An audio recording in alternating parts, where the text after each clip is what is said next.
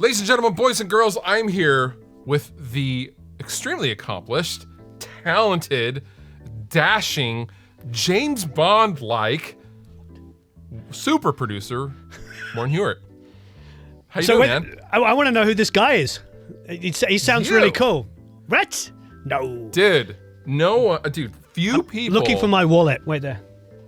Few people. I'll stop. Cash. Few people are as accomplished and as humble as you are in this industry. I mean, that's very kind of you to say. Yeah. No, people are not usually this cool. Like, you know what? They're going to sit and they're going to hang out and they're going to just shoot the shit. And yet you are readily available. You text back. Newsflash, we will have random conversations and phone calls about guitars and just random stories, and like you're all about the hang, and you're a true dude, as we say up here. Marvelous, true dude. Yes. And with that, thanks for hanging out. End of the video. Thanks, bye. Yep. No. So you've been in the music industry for how many years? Oh, since I was 21, about 5 years. 5 years ago. No. Was it the 80s that you got into it? Or was it the 90s? Kind of both, because I would have been like at the tail end of the 80s. That would have been like when I first got signed and got record deals as a teenager. But yeah, through the 90s, in my 20s. My 20s. Sounds like so long ago. In the 90s, right? When I was in my 20s, I was in bands. And that's when I moved to America in my 20s. Okay. I didn't realize. So LA, right to LA? Straight to LA. I'd been to America before, one time. And I'd gone because a girlfriend I had at the time was living here, and I came to see her. And that was actually strange because I went to a ski resort where she was, which was definitely not like being in America. Yeah. No, not representative at all. Not representative at all. And it was quite bewildering. I'm like, where am I? It's snowing. And it's just, it was all rather strange. But ultimately, I came to LA to live, and I've never left since I moved here. I mean, I've left to travel, but this has been my home ever since. It's pretty fantastic here. The weather's always amazing. The earthquakes are pretty minimal and not as bad as you think they're going to be. But look, the reality is I remember, for instance, when I landed, I flew in on Air New Zealand, and when we landed, the first thing that was said is the air stewardess came on. That's not the right word. My wife was an air. It's not an air stewardess. What? I want to get told off here. A flight attendant. Sorry. When we landed, the flight attendant came along on the intercom and said, "Welcome to Los Angeles, home of the American dream." And I remember being like, "Wow, here I am." That was the intro. Whether it's true or not, it was pretty funny because. And it was probably said tongue-in-cheek, but yeah, it's the reality, isn't it? You're in LA, you can drive. It's about 8 miles away, but about 2 hours in the car.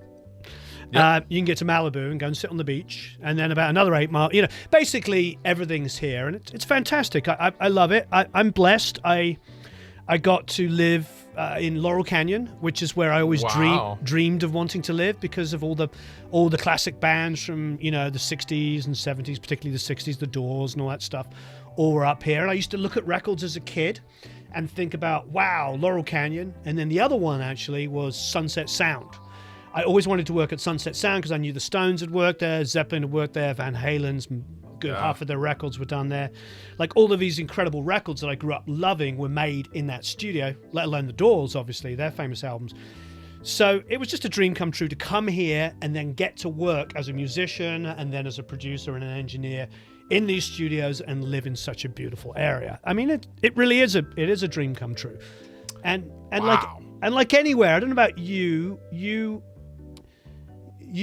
after you've been here a while and you've established yourself, I just end up knowing a lot of really, really good people. There's just lots of really good people here. Now, obviously, like any town, there's a stereotype of it. LA's probably like the party kind of, film industry kind of, and then there's some good and bad sides to that. To me, I've never been in that world. I've always just the people I know are guys like you and me that play guitars and mic things up.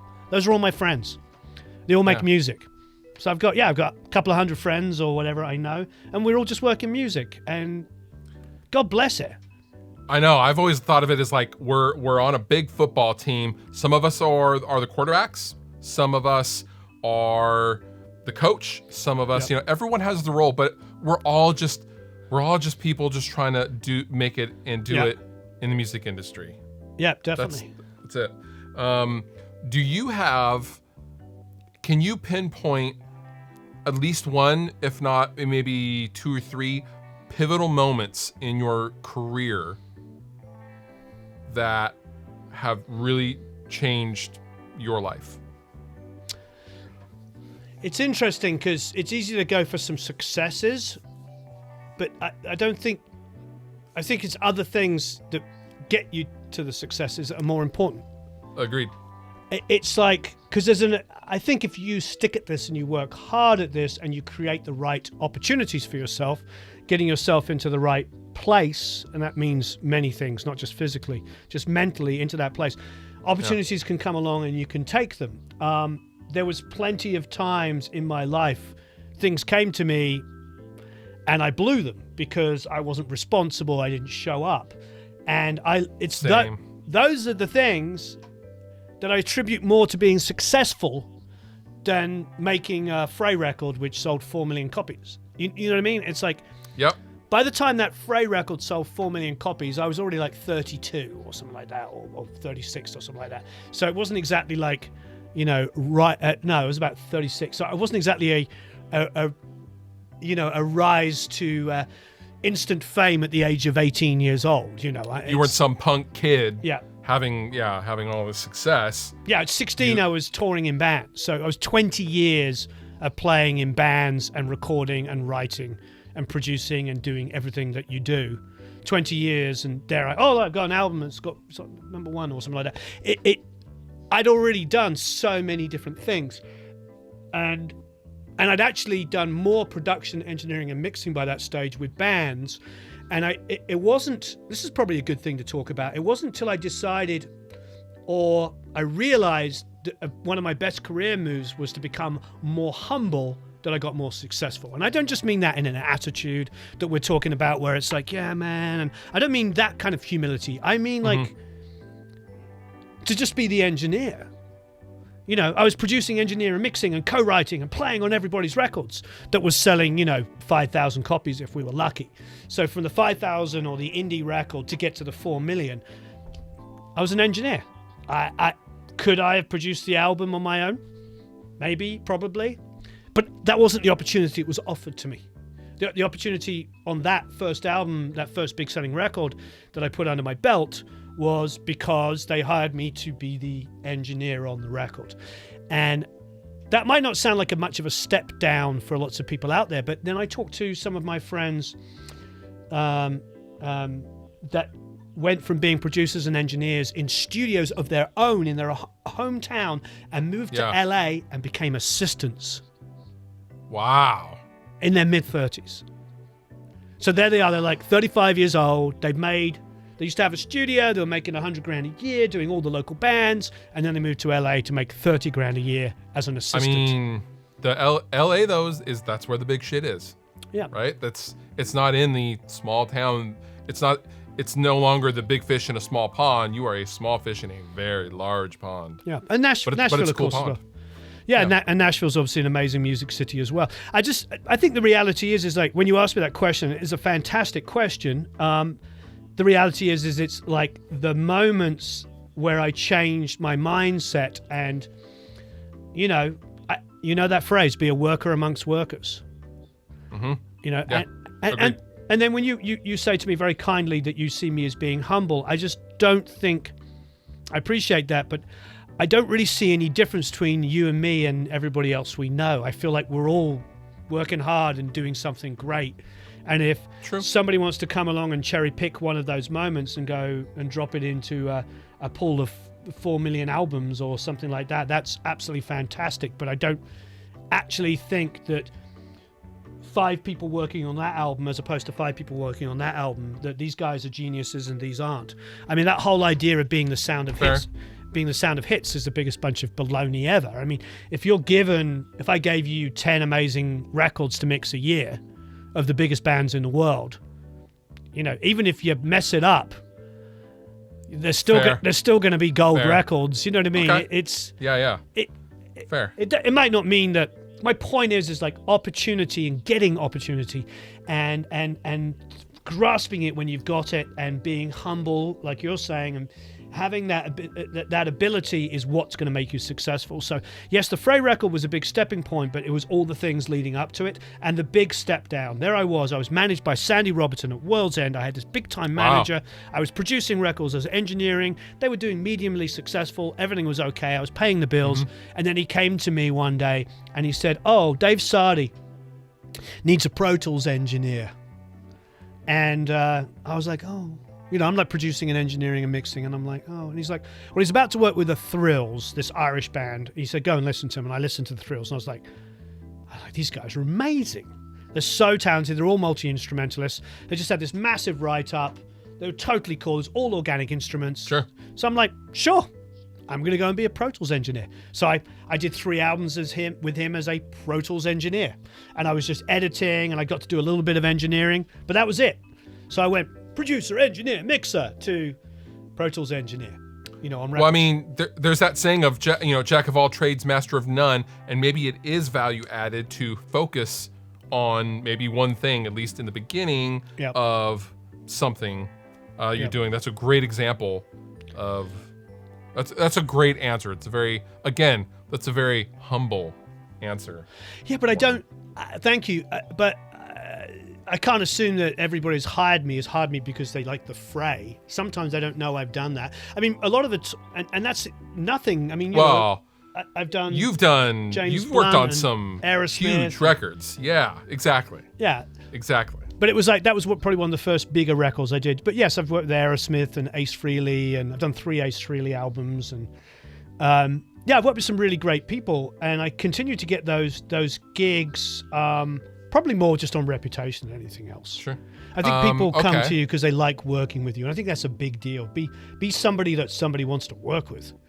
Yes, I have someone coming back that. So it started off as Sky PJ and Head Honcho. He came in. I was working on another band's record. He came in to do a guest vocal. Really enjoyed the experience he had. He insisted that he work with me on the band's album, his band's album. And now he's coming back for a 3rd time working on another project just because he enjoys working, and our flow together is just so fun. It's so much fun. We have a great time. We're cracking jokes, and it's a very positive experience. So that's why he keeps coming back. That's a great example. Okay, next question. Out of all of the records that you have worked on, whether it be in any capacity, if you had to listen to one record that you were involved with for the rest of your life, which one of those would it be? Wow.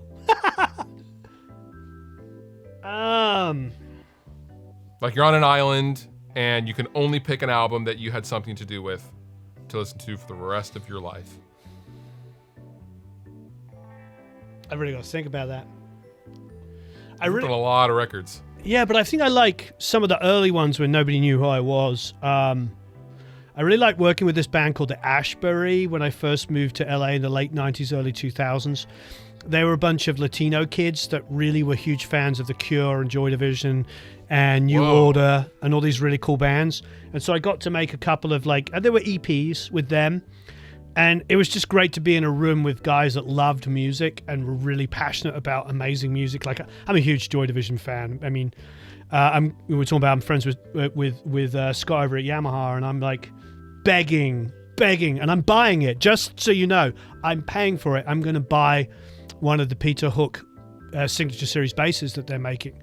Cool. Because they'll sell 1 million of them in the rest of the world, but probably only 10 over here. That's the sad thing. So I was like, I want one. I will buy it. You know, get me the price. So I'm a huge fan. To me, it's like, wow, we could go on such a massive tangent. You know, to me, it's like you think of bass players alone. You know, I could say Jaco Pastorius is one of the greatest bass players that ever lived. I could also tell you that Geezer Butler is one of the best bass players that ever lived, and I can tell you that Peter Hook is as well, because all three of them represent like the peak of their craft in what they do. Without Geezer playing those riffs, there's no Black Sabbath, there's no metal, there's nothing that we love. Just like, those riffs. He wrote so many of those riffs, and they're huge. John Paul Jones wrote so many of those riffs in Zeppelin as well. You're right. So, right. So these are like the bass players for me. So for me to work with a band like these little Latino kids in the late 90s, early 2000s, loving music that I loved was great. And so those are the kind of things, because I have really great memories of working on those records. Sometimes the bigger ones, as you could probably imagine, are pretty freaking stressful. They can be really stressful. When you've got huge budgets with huge expectations and delivery dates, and the single's got to be done by then, and it can be really, really stressful. And so it's the album back then. That band you just mentioned. That album. It'd be those albums, the albums I made them. Got it. I worked with this band called Silent Grey. I don't even know if the album's available. And they were Latino kids as well, and they loved like everything that I loved. I wonder if it's even available. And I made this on one of the on a basic Pro Tools system. Yeah, I don't think it's there. See, I don't even think you can get some of this stuff because it's so old. It's before,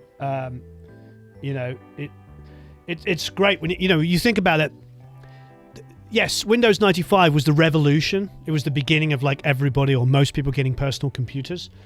But the reality is like bands in the mid-late 90s, they didn't have, Facebook pages, and most of them didn't even have web pages. Nope. So bands from that period really don't sort of exist. But there's records I made from that period that I just had so much fun. And I was working 18-hour days in the studio with people that I could pick up a guitar and we could swap riff ideas and we could get pedals out and try sounds and try miking in different ways and put amps in weird rooms and mic up the rooms and do that.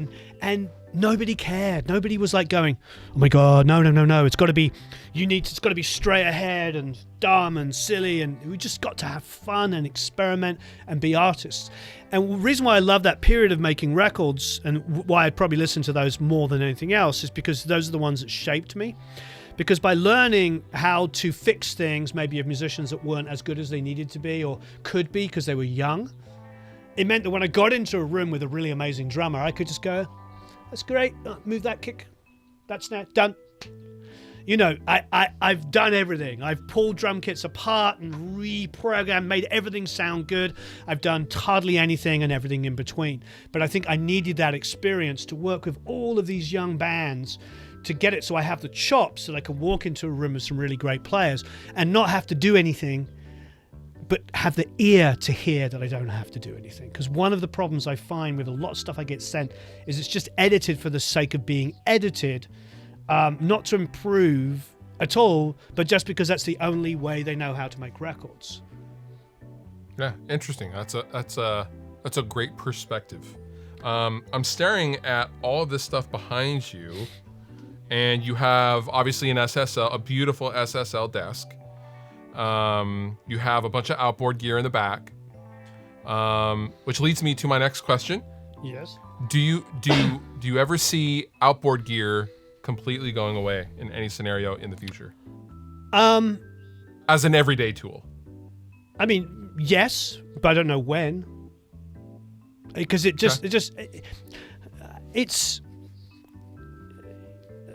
going to be, oh God, this is such a, you must cut this down so we can get, I think outboard gear is here to stay for the people that want outboard gear.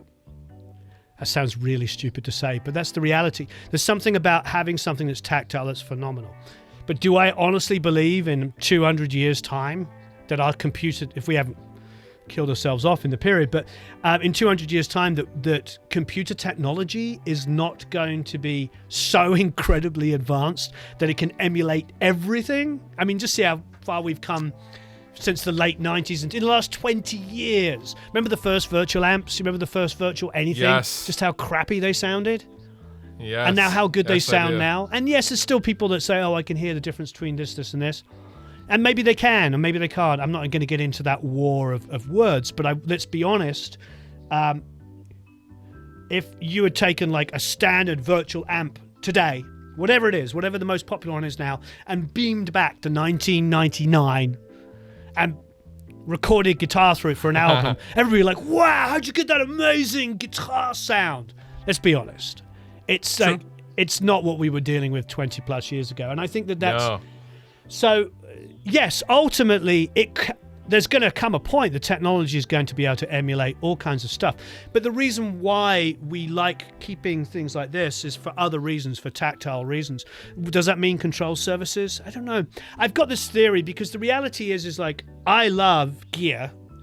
I love guitars as well. It's probably hard to see in the shop, but I also have like 50 or 60 guitars. You have a lot of guitars, yeah. Yeah, and I love guitars, and that's what I really am. I'm a guitar player who gravitated into recording. And so for me, it's there's going to be things as a human being that I personally can't see myself ever giving up. You know, picking up a guitar and and just I mean, do I want a plug-in that can do that? Do I want a USB keyboard? No, I don't personally. But does somebody else? Does somebody else want to be able to go? I'll do a double stop Jimi Hendrix thing. There's ads for on front of my videos, which I showed just because I'm watching different videos, but they're for this pack that you buy where all the keys are figured out. So basically all the chord sequences in the key, then you put in the genre, so you might go funk or punk or something like that, okay. Jazz, minor, mixolydian, sure. Whatever. It would be descriptive as what it does, and then basically it plays chord sequences. And and the commercials run, there's like 3 or 4 people talking about it, and they're all like, you don't have to understand music, you don't have to understand melody, you don't have to understand chords, you can still make music. And then people are going jam, and they're just basically pressing a button, and it's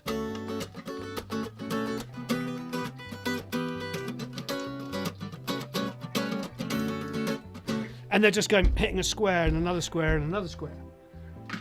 And then there's another area where there's the melody ideas that fit over that.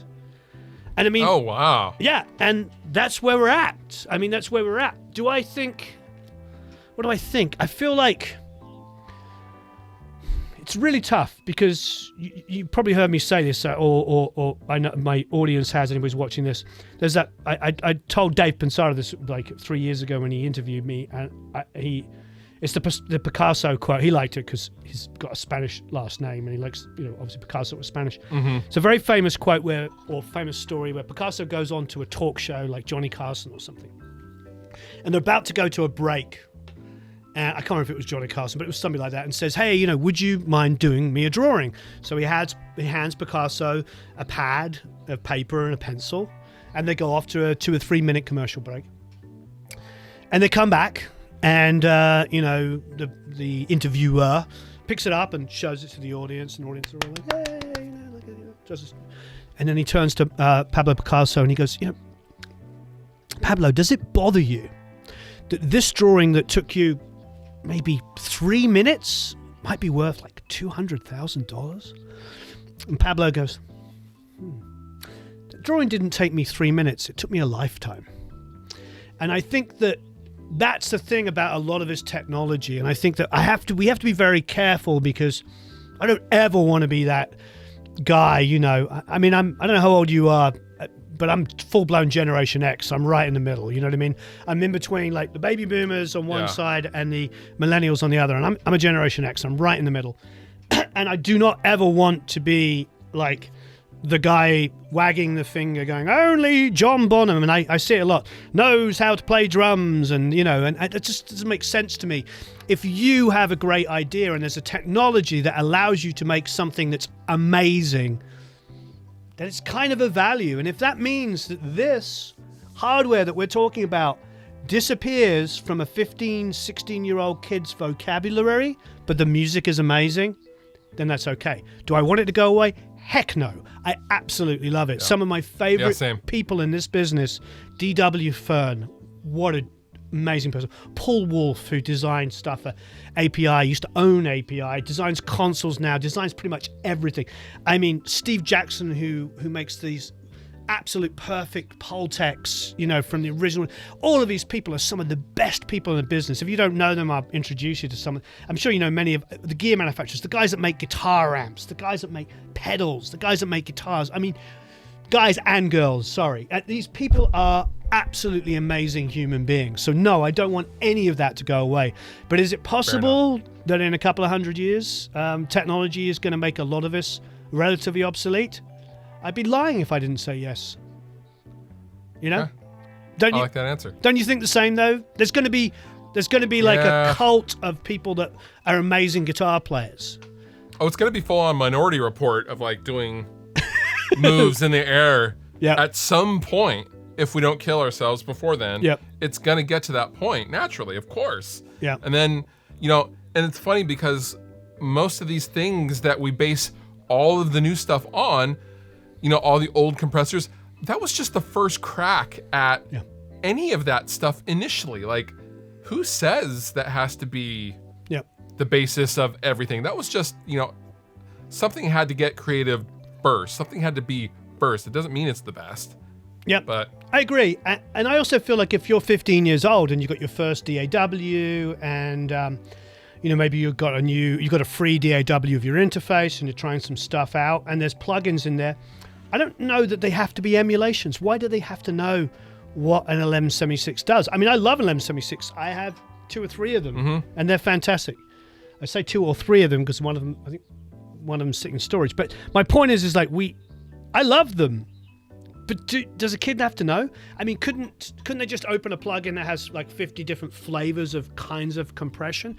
And at the same time, do they have to use compressors the same way that we're taught to use them? It's like now with the way that, even in DAWs with the ability to clip gain, where you can sit there and adjust the gain of individual pieces of your sound.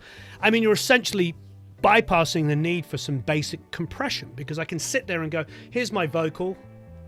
Okay, this word's getting lost, this word's getting lost, this half of the word's getting lost. Boom, turn it up, turn it up, turn it up, turn it up. Oh. There you go. Now it's all even. Why do I want to use a compressor? Right. I want to use a compressor to color it. Yeah, but why? What's nice about that compressor? Well, it adds a bit of grit and saturation. Well, then why don't I just use some freaking saturate? You know what I mean? It's like I'm a huge fan of Andy Wallace. Yep. And he uses automation and rides vocals as opposed to compressing a lot of the times, and I love that about his style because you can really hear. Yep. You can really hear that. Sure. It's not over. Oh, it's just fantastic. Yep, I agree. Warren, we are at the 30-minute mark. Wow. And what, me talking too much? What do you mean? We're at the 30-minute mark. I'm going to wrap this up by thanking you for your time. Thank you so much for hanging out. Also, we have a little bit of a mix contest going on. Yeah, we do a wonderful band. Yeah. Yeah, with my band, Dragged Under, and you are putting on, and you are, I guess you could say, you are hosting this mix competition. Well, we have... It's going to last... A whole month? Go ahead. A whole month? It's a whole month. They're going to have a whole month to mix all these stems for our song Chelsea, and there's a gazillion dollars worth of prizes. Not a gazillion, that's a technical term. There is a snizzle ton of prizes. A lot of prizes. Full setups, 3 different levels, and we're talking about maybe even doing some of our personal faves. Like I'll have a fluff personal favorite mix. We will. That'll be a prize, and we'll have some sub winners. Yeah, we want to do that because we're talking about 3 really amazing packages for prizes, but on the pretense of a low end would be 1,000 entries. So we might get a couple of 1,000 entries, and please bring it on. We're also going to have some guests come in and help moderate and listen to these mixes. Jeff Neal, who is amazing, who's worked with, is a Sunset Sound engineer, has been there for years, has already signed on to help us go through mixes. So we've got some good team members and some great ears. He works a lot with Metallica, so there's some really good people involved in going through this. But like you're saying, there's going to be other mixes outside of this 3. One thing I always say to people in my academy in particular, where every month people download multitracks, when they download that multitrack and then they mix it and spend hours or days or whatever mixing the song, they are helping other people, because as soon as they post that mix and then somebody listens to the mix, it's amazing, because I've got the same multitracks as you and I'm like, oh, this is how Fluff did it. Oh wow, that's a great idea. So everybody that's entered this is really doing an amazing job by helping each other out. It's really huge. Yes, and then Matt will be showing how he mixed it, which I personally cannot wait to see. I'm a huge fan of Matt Goods, and yeah, it's going to be fun all around. We're all excited, and if you would like to enter and participate in the mix contest, I will link down below in the description to link you to where you need to go. And with that, Warren, thank you so much for your time, sir. I appreciate you. You rock, my friend. Great talking to you. Video's over. I hope it was good. I mean, if it wasn't good, I apologize. But if it was good, you're welcome.